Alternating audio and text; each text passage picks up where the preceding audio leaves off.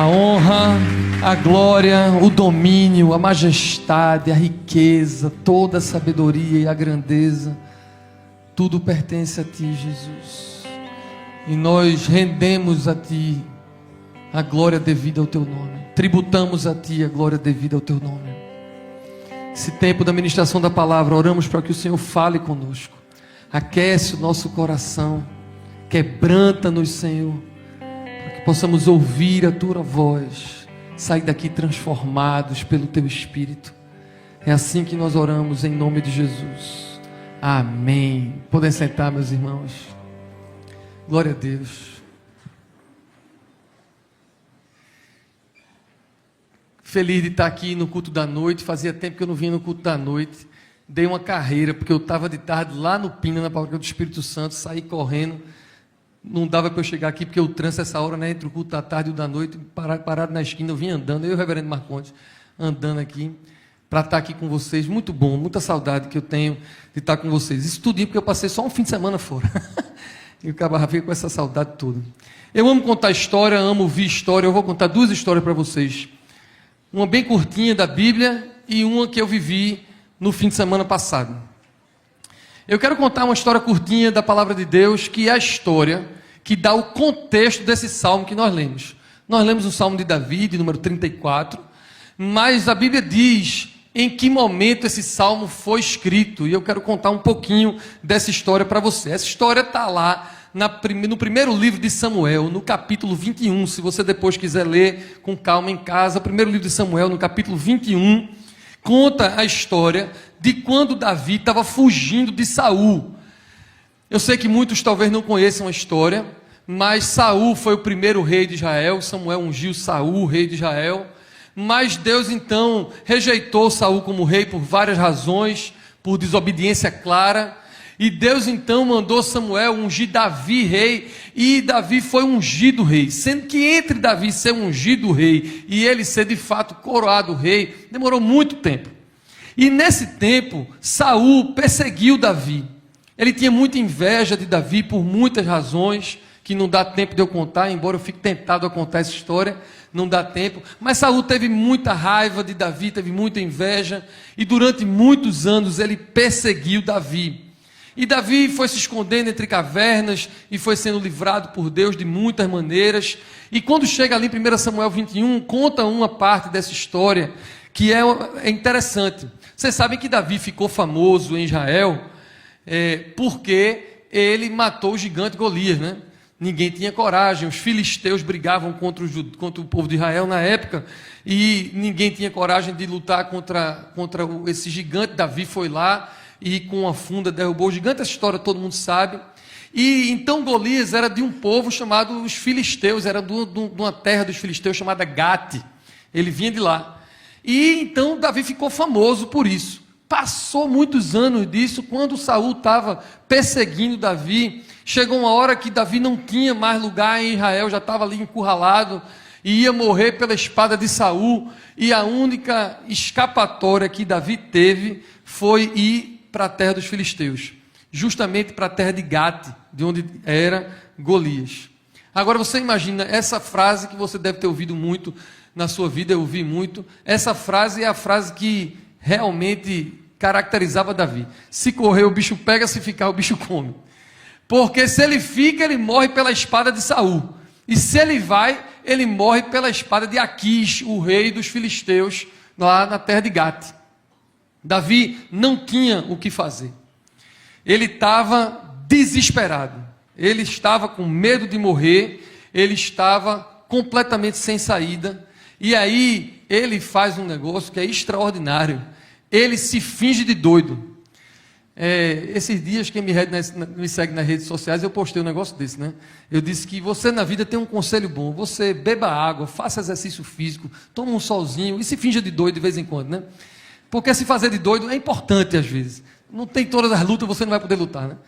Mas aquilo ali foi uma postagem brincadeira, se fazendo de doido assim, de mentirinha, né? É como quem está se fazendo de doido. Nesse caso aqui não, Davi teve que se fazer de doido mesmo. Ou seja, ele ficava riscando as paredes das portas. A Bíblia conta que ele deixava a baba escorrer pela sua barba. para todo mundo achar que ele era completamente louco. E funcionou. Porque quando foram mostrar ao rei Aquis que Davi, aquele Davi, de quem se cantava Saul matou milhares, Davi matou 10 milhares, aquele famoso guerreiro de Israel, chegaram para ele e disseram, esse cara está aqui no nosso território. Aí foram ver como é que Davi estava, e ele disse assim, a gente tem pouco doido aqui. No Rio não, é exatamente isso que tem lá em 1 Samuel, não sou eu que estou inventando não. O rei diz isso, a gente está com pouco doido aqui, para vocês ainda virem com mais um doido vindo do outro lado, deixa esse doido para lá. Então, o rei não matou Davi, porque Davi se fez de doido, desesperado, a ponto de morrer para fazer isso. Então, ele escreve esse Salmo 34. Ele não escreve no palácio, mas numa caverna, cheiro de morte, experimentando um livramento extraordinário da parte de Deus. E vem esse versículo 18 maravilhoso que ele escreve assim: perto está o Senhor dos que têm um coração quebrantado. Glória a Deus por isso. Vou contar agora uma história do que eu vivi esse fim de semana. Não vai ser um sermão, como diria Dom Alexandre Ximenes, vai ser um testemunho. Uma experiência que eu tive que pode lhes edificar. Há alguns anos, não sei quanto tempo, se tem 3 anos, se tem 2 anos, eu sou ruim dessas coisas, eu fui convidado para participar de um movimento de homens que você já deve ter ouvido falar, que leva uns homens para subir uma montanha e bota uma roupa laranja, tem um negócio desse. E eu não fui, por 1 milhão de razões. A primeira delas é porque eu tenho um preconceito muito grande com esse tipo de movimento, e tudo que a gente não conhece, a gente tem preconceito também, né? Então eu disse que não ia de jeito nenhum. Mas aí eu fui sendo cercado de homens que eu amo e que estavam fazendo esse negócio e gostando demais. Um deles está aqui, que é meu amigo Manuca, que está ali, faz assim, Manuca, para todo mundo ver. Manuca fez e disse, bicho, tu tem que fazer esse negócio, isso é uma bênção. E eu dizendo, não, meu irmão, vá lá, Deus abençoe você, arrupa você, eu vou ficar aqui na minha, não estou afim de fazer isso. O meu amigo bispo Márcio Meira, lá de João Pessoa, esteve aqui pregando na nossa conferência de homens no ano passado, conferência Homens de Valor, e aí ele falando sobre masculinidade bíblica, falou desse movimento, disse, Ivanzinho, é a tua cara, meu irmão, tu vai gostar, tu é selva, tu vai gostar desse negócio. E eu dizendo, não, meu irmão, deixa outra pessoa, eu estou cheio de coisa para fazer, então eu vou tirar 4 dias da minha agenda. Tu sabe o que é 4 dias na minha agenda para eu ir para algum lugar, fazer um negócio desse? Não vou de jeito nenhum. Resultado, eu neguei por muito tempo. Até que os últimos, eu acho que os 2 últimos reitores dos cursilhos daqui, o último foi Mano, não foi? E o penúltimo foi Carlinho ou não? Não, teve alguém, mas uns 3 atrás foi Carlinho Medeiros. E Carlinhos também fez e falou comigo, Mano fez também, disse, meu irmão, você tem que fazer. Eu fui sendo cercado, mas ainda assim eu dizia que não ia, mas Deus queria que eu fosse para esse negócio de todo jeito. E eu encontrei uma razão que eu precisava estar numa cidade onde ia ter esse negócio. E eu confesso aos irmãos, sem o menor constrangimento de dizer isso, eu fui porque não era pelo evento em si, mas é porque tinha alguma coisa que eu precisava fazer nessa cidade. E eu virei para os meus amigos mais próximos e disse, ore por mim, que eu vou entrar naquele negócio de doido, entendeu? Mas eu estou indo por outras razões que Deus sabe. Eu tinha motivos, então, espirituais para ir, mas eu não tinha ideia do que ia acontecer quando eu chegasse nesse evento. E eu estou fazendo um esforço muito grande, vou fazer para não contar o evento, porque é feito com cílio, né? Você não pode contar as coisas que acontecem lá, né? A gente diz na montanha que o que acontece na montanha fica na montanha, é feito no concílio que a gente não pode contar, mas eu vou contar o que Deus fez no meu coração. E deixa eu dizer um negócio a vocês, a maioria de vocês me conhece, quem não me conhece, acredite no que eu vou dizer. Eu sou um pastor, eu oro, acredite que eu oro de verdade. Eu oro por vocês, eu oro pela minha mulher, pelos meus filhos, eu oro pela liderança da igreja, eu sou uma pessoa que oro porque eu vivo disso, a oração é o ar que eu me alimento, eu conheço a Deus, mas eu não orava como eu orei nesse fim de semana. Isso aconteceu logo quando eu fiz o check-in na quinta-feira, é feito concílio, começa na quinta, termina no domingo, cheguei lá na quinta de tarde, e eu entrei então num mundo em que eu não controlava, e deixa eu dizer a vocês, eu estou acostumado a controlar as coisas, porque eu tenho a minha família, eu e Paulo, a gente controla a vida dos meninos, eu sou pastor dessa igreja, e num certo sentido eu controlo o que eu estou vivendo, a gente tem o costume de controlar a nossa agenda, as coisas que acontecem com a gente, pelo menos majoritariamente, e eu logo de cara o meu boa tarde, a primeira coisa que aconteceu nesse evento foi alguém dizendo que eu não controlava nada, que eu não tinha direito de decidir absolutamente nada e que ali eu não era ninguém. E foi bom eu ter ido para um lugar muito longe, foi muito longe daqui de Recife, porque de fato também lá ninguém me conhecia, então lá não era bispo de ninguém, então eu fui completamente desafiado a perder o controle quando cheguei nesse evento. Eu fui desafiado a ouvir o que eu não concordava, calado. Eu fui desafiado a fazer um exercício físico firme, a ter privação de sono, de comida, de maneira que logo de cara eu fiquei muito vulnerável. Eu fiquei, por uma metodologia do evento, quebrantado mesmo. E quando você faz isso ainda muito longe de casa, ainda você fica com saudade da mulher e dos filhos. Eu podia ter feito aqui em Recife, dava no mesmo, mas o fato de eu estar longe dava a sensação de que eu estava mais longe de vocês, da igreja e tudo. Eu tive necessidades básicas que precisavam ser supridas e eu não poderia suprir as minhas necessidades. Eu precisava que Deus agisse. Se Deus não agisse, eu não chegaria ao fim. Então eu comecei a orar. Nesse evento, você é convidado a ficar calado. E você tem direito a abrir a boca para fazer 2 movimentos: orar e louvar. Se você não estiver orando e se você não estiver louvando, é melhor que você fique calado. E eu tive então a experiência de orar e louvar por 72 horas. Comigo estava Rossini, faz assim, Rossininho. Rossininho estava comigo, Kenji, faz assim, Kenji. Não sei se Rafa está aqui, acho que não, Rodrigo veio de manhã, não está aqui. Fomos eu, Kenji, Rossini, Rodrigo e Rafa aqui da igreja. E nós fomos então convidados a orar e a louvar por 72 horas. E adivinha o que aconteceu comigo? Deus me inundou.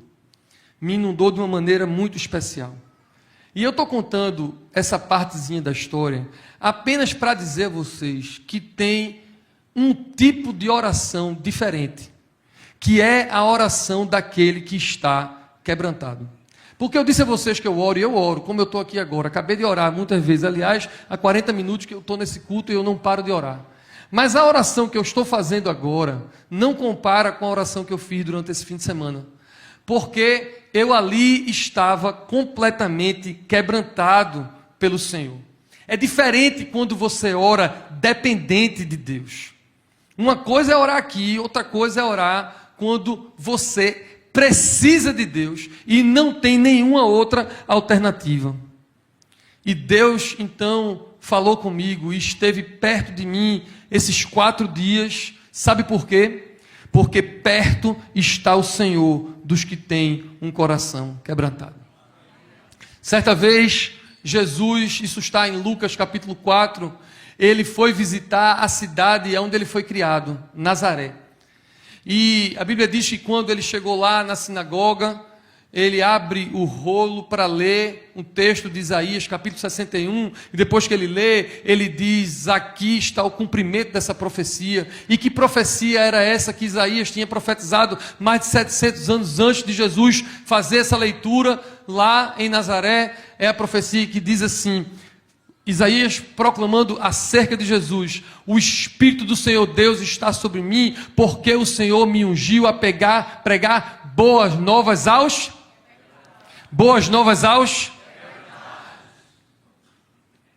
Cristo foi ungido a proclamar o Evangelho, a boas novas àqueles que são quebrantados de coração.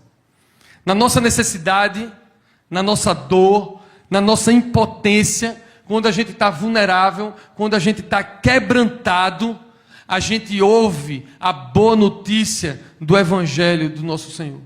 Como eu estava vulnerável, quebrantado e sem nenhum controle do que iria acontecer comigo, não foi difícil Deus falar comigo. Eu pergunto a você, como é que você se põe diante de Deus quando você vem para um culto como esse? Numa igreja que tem um ar-condicionado, que tem uma música tão bacana, numa igreja que dá um certo conforto, como é que você se chega diante de Deus para orar? Porque as orações que nós fazemos meio blasé, oração que nós fazemos como quem está orando, mas não depende de Deus, como quem está orando, mas confia no nosso braço, confia no nosso talento, na nossa capacidade, no nosso dinheiro, na nossa posição. Há orações que nos fazem sentir a presença de Deus, porque perto está o Senhor dos que têm coração quebrantado. E quando a gente estava no louvor, alguém, não sei se foi Paulo, quem foi que estava ministrando aqui e disse: Deus habita em nós, Deus vai vir. A gente cantou Maranata, mas Deus habita em nós, e eu creio nisso, essa é a nossa fé. Mas tem um jeito de Deus habitar em você e você não sentir. Tem um jeito de Deus existir porque Ele existe e Ele é. Tem um jeito de você ser cristão, de você orar, de você ouvir a palavra, de você participar da Eucaristia, de você ter um discipulado, de você ir para uma escola bíblica, ou amanhã vir para o verso a verso, que amanhã é dia de verso a verso. Tem um jeito de você viver isso tudo e não sentir a presença de Deus. Tem um jeito de você viver anos dizendo que é cristão e sendo um cristão, mas isso não mexer no seu coração. Você sabe que há um lugar importante dos sentimentos. Nós não somos só racionalidade. Emoção é importante, sentimento é importante. Eu quero dizer isso ousando uma heresia, mas não basta a gente racionalizar uma fé. É importante que a gente sinta a presença de Deus. E Deus está perto. Nós somos cristãos, estamos numa igreja, cantamos, adoramos. Às vezes, meus irmãos, fechamos os olhos, levantamos as mãos, mas de verdade é um teatro, porque nós não sentimos que Ele está se movendo dentro de nós, nas nossas veias. E isso acontece quando nós não estamos quebrantados diante do Senhor. Não responda, mas qual foi a última vez que você derramou lágrimas na presença do Senhor? Qual foi a última vez que sussurros, gemidos inexprimíveis? Qual foi a última vez que você soluçou diante da presença de Deus? Ou a nossa relação com Deus é uma relação tão protocolar, como se Deus não fosse o nosso Pai, que nos ama como filhos amados, que a gente tem que falar com Ele como se Ele estivesse a 200 quilômetros de distância, quando a Bíblia nos garante que Ele habita com um contrito de coração. Qual foi a última vez que você sentiu o seu coração queimar com a presença dEle, e você chorou, seja de arrependimento, porque é um bandido, uma bandida, e peca todo dia, mesmo Ele tendo lhe abençoado tanto, mesmo Ele tendo lhe dado tão grande salvação, mesmo Ele provendo para a sua vida, eu e você caímos todo dia, pecando todos os dias. Quantas vezes, nesse momento de confissão dos pecados que nós fizemos, você chora de arrependimento real? Ou esqueça o arrependimento, não esqueça não, passando direto do arrependimento, qual foi a última vez que você chorou de emoção? Tem gente que, se for para um campo de futebol, ver o esporte jogar, né, assim, eu não posso falar do Náutico, só posso falar do teu time. O Náutico perdeu hoje de novo. Tem gente que chora no campo de futebol. Se chegar aqui uma celebridade, um cantor, uma cantora, uma atriz, um presidente, seja quem for, o povo chora. Qual foi a vez que você chorou de emoção, de arrependimento, de emoção, de estar na presença do Rei dos Reis? Quando a gente faz isso, é porque nós estamos quebrantados, porque o Senhor está perto dos que têm um coração quebrantado. Nesses dias, nesse retiro, eu só podia orar e cantar. 4 dias, e as lágrimas rolavam pelo meu rosto. Antes de ir para esse evento, uma semana antes, mais ou menos, eu tive um desafio, uma dificuldade espiritual. A gente tem sempre, né? Vocês também têm, eu tenho. Um problema. E eu convidei, obviamente, como sempre faço, meu companheiro de oração, Marcondes, que está ali. Eu disse: Condes, ora comigo, tem esse desafio. E nós oramos, e eu chamei meus intercessores, mandei um áudio para eles na terça-feira de manhã, e pedi oração. e eles oraram por mim, e me mandaram palavras, e eu orei porque eu sou desse, orei demais, mas não comparou com as minhas orações quando eu estava na montanha. E sabe por quê? Porque mesmo que eu estivesse diante de um desafio sério, e mesmo que eu estivesse orando e levando a sério, eu ainda não estava quebrantado, vulnerável e dependente o suficiente. Sabe por quê? Porque eu orava para tomar decisões que a gente tomou um pouquinho antes de eu viajar, mas por mais que eu orasse e pedisse oração, eu sabia, no fundo, que se Deus não me dirigisse, se Deus não dissesse a decisão que a gente precisava tomar, eu ia tomar uma decisão, porque eu não corro da raia. Ia chegar a hora, eu ia decidir, Deus dizendo ou Deus não dizendo. Então, como eu sabia que eu ia decidir, eu orava e eu pedi oração, mas não foi do jeito que eu orei na montanha, porque na montanha eu não tinha escapatória. Se Deus não é por mim, eu morro, eu não saio de lá, nada acontece. E isso me impactou quando eu vi que eu estava num evento, participando de um evento, e lá eu estava mais quebrantado do que eu estava uma semana antes, quando eu estava com um desafio real. Porque nesse evento, os desafios não são reais. É uma metodologia, é feito um concílio. Eu estou num retiro, completamente protegido. Mesmo eu sabendo que eu estava num lugar cheio de gente trabalhando, servindo, se preocupando comigo, eu estava mais quebrantado do que a minha vida real. Irmãos, eu tenho muita vergonha do que eu vou dizer agora a vocês, mas vou dizer assim mesmo, porque eu sei que eu não estou sozinho aqui. Eu passei 9 meses do ano passado com uma esposa com câncer. E é claro que eu orava por ela. Eu orava muito por ela, pela cura dela, pela cabeça dela, pela minha, pela dos meninos. Eu orei, obviamente, por 9 meses para que Deus fizesse tudo na vida de Paula. Mas para minha vergonha, eu quero dizer a vocês que eu não orei por Paula como eu orei enquanto eu estava na montanha nesse fim de semana. Sabe por quê? Porque no fundo, quando eu estava orando por Paula, e eu estava, e vocês estavam orando por Paula, graças a Deus, no fundo eu sabia que tinha o melhor médico, num excelente hospital, e tinha uma quimioterapia, e que eu estava bem cuidado pela minha família, e por vocês da igreja que cuidaram da gente tão bem. Então, eu ainda que chorei muitas vezes, ainda que eu tenha orado muitas vezes com meus filhos em casa, não foi o que eu orei e chorei por 72 horas naquela montanha. Porque eu ainda não estava 100% dependente. Como ali a gente fica 100% dependente. Foi nesse contexto que Davi escreveu esse salmo. Davi não tinha escapatória. As armas, e ele era bom guerreiro, matava muita gente. As armas não iam dar livramento para Davi. A sua inteligência e estratégia militar não iam dar mais livramento para Davi. Os valentes que andavam com ele não estavam mais lá. Jonatas, filho de Saul, que ajudava ele, não estava mais lá. Não tinha mais nada para Davi fazer, a não ser ir para o inimigo e se fingir de doido. Dependência total. Ou Deus age, ou ele morre. E Deus age. Ele se livra e diz: perto está dos que têm um coração quebrantado. Eu vim aqui inspirar você a orar com menos certeza, menos orgulho espiritual e mais quebrantamento. Eu quero inspirar você hoje a viver com menos arrogância e mais contrição, menos conhecimento de Deus e mais humildade diante de Deus, menos protocolo e mais dependência.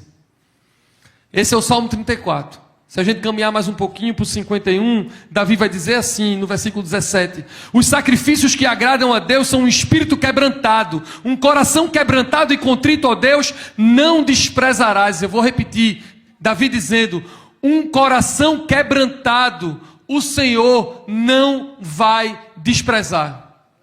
Você tem um motivo de oração, você tem um milagre que você precisa. Você, nem que não precise de um milagre, você quer sentir a presença de Deus perto, quer viver muito mais do que um piloto automático, muito mais do que o seu corpo vindo para um culto. Você quer sentir a presença de Deus. Quebrante o seu coração. porque perto está daqueles que são assim. Isaías, antes de chegar no 61, que nós falamos, no 57, versículo 15, diz: assim diz o alto e sublime que vive para sempre e cujo nome é santo. Eu habito num lugar alto e santo, mas habito também com o contrito e humilde de espírito. Veja que linda a transcendência de Deus, que habita num alto e sublime trono, que é santo, santo, santo. Mas esse Deus transcendente é também imanente, se faz presente em nós. A orla do seu manto enche o templo e ele habita com quem? Com o orgulhoso? Com quem? Aquele que, porque é crente há 20 anos, acha que tem algum direito especial com Deus? Com quem? Aquele que queria estar assistindo o jogo, mas não está, porque a mulher mandou ele vir, ele veio para o culto sentar aqui. É com quem que Deus habita? É com aquele que está vindo para cá, pela tradição, para poder ir para o céu e não ir para o inferno, porque está com medo do inferno. Com quem é que Deus habita? Deus habita com quem está contrito, com o humilde, com aquele que precisa, com aquele que está quebrantado e diz: eu não quero só crer, saber, ir para o céu. Eu quero crer e ir para o céu, mas sentir agora. Eu quero o Senhor perto agora, porque perto Ele está do que está quebrantado. Tem algo que é dito por aí, eu nem gosto muito, mas é verdade. O fato de eu não gostar não quer dizer que não seja verdade. O povo diz que o povo vem para Cristo ou pelo amor ou pela dor, né? Vou contar uma história para você que é real, né? Não é invenção minha, não.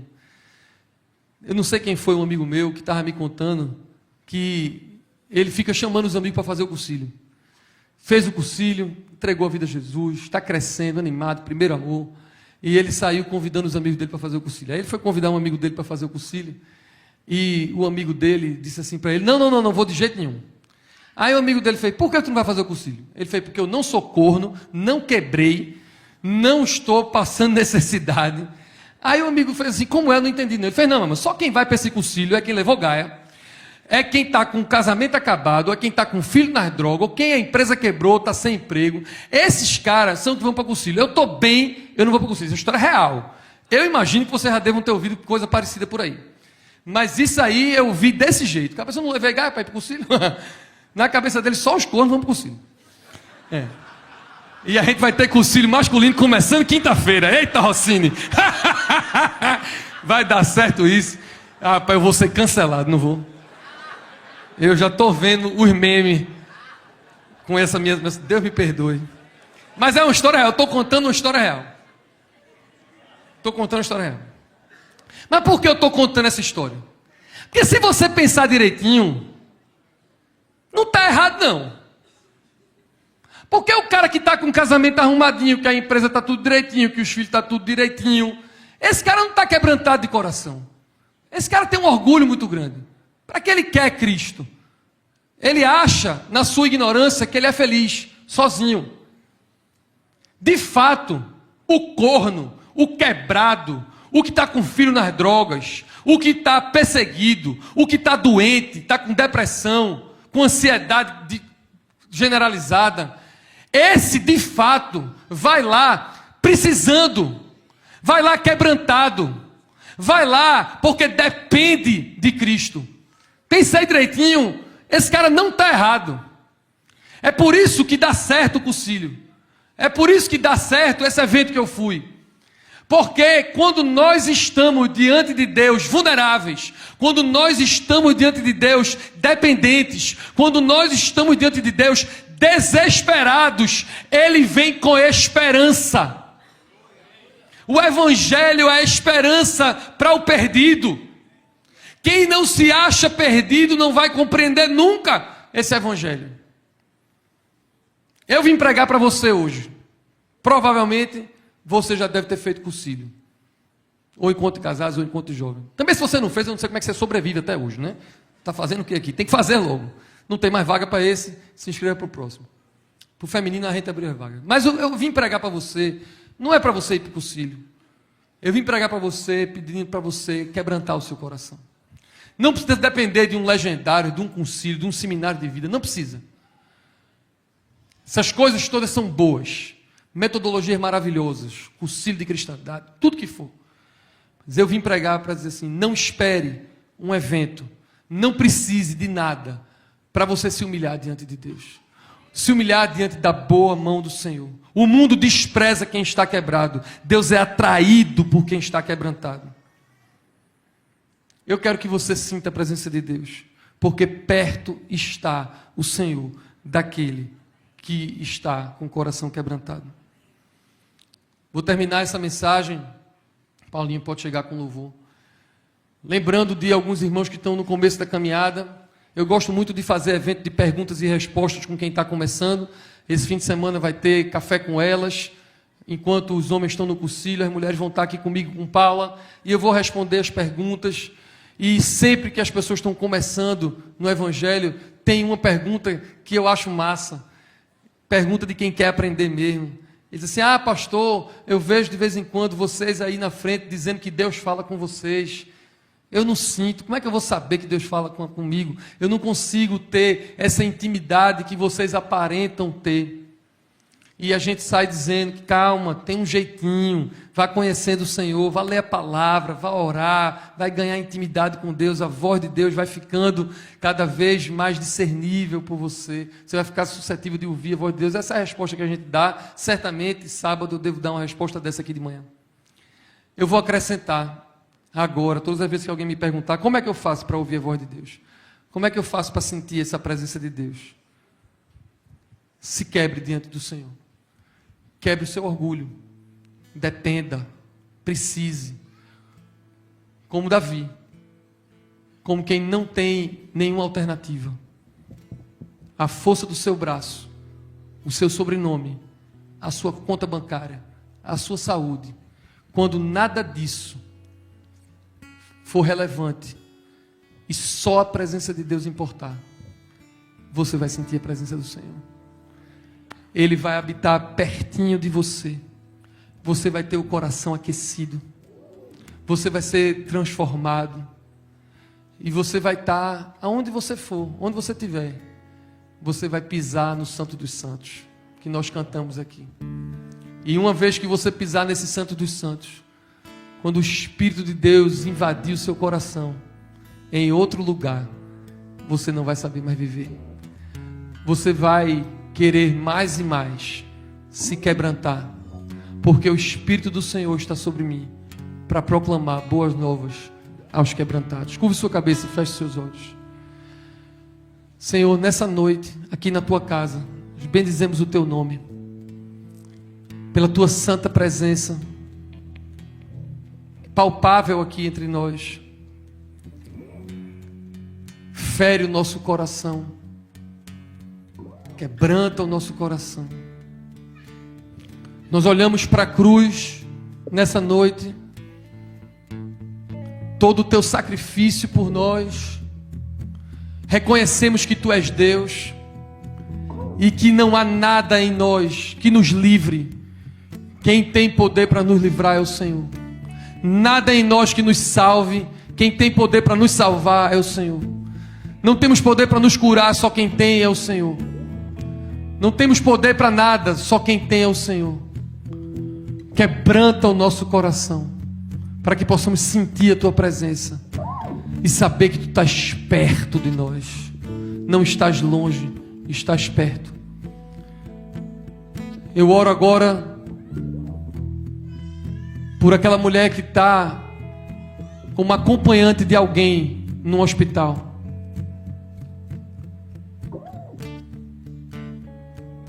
Senhor, quebranta o coração dessa pessoa. Faz ela sentir tua presença. Faz as lágrimas rolarem onde ela estiver. Eu oro agora, Senhor, por aquele que não consegue sentir emoção, que pode ser o dia mais alegre ou o dia mais triste e continua com a mesma expressão. Eu oro para que o Senhor agora mexa na química do corpo dele, faz ele sentir, tira a apatia do teu povo hoje, em nome de Jesus. Eu oro, Senhor, para que todo o nosso corpo, incluindo as nossas emoções, nossa alma e o espírito, tudo esteja debaixo da tua soberania, do teu controle, tudo rendido ao Senhor, como cantamos mais cedo. Eu oro para que o Senhor abençoe o teu povo aqui reunido, o que está aqui e o que porventura esteja ouvindo pela internet, no nome do Pai, do Filho e do Espírito Santo.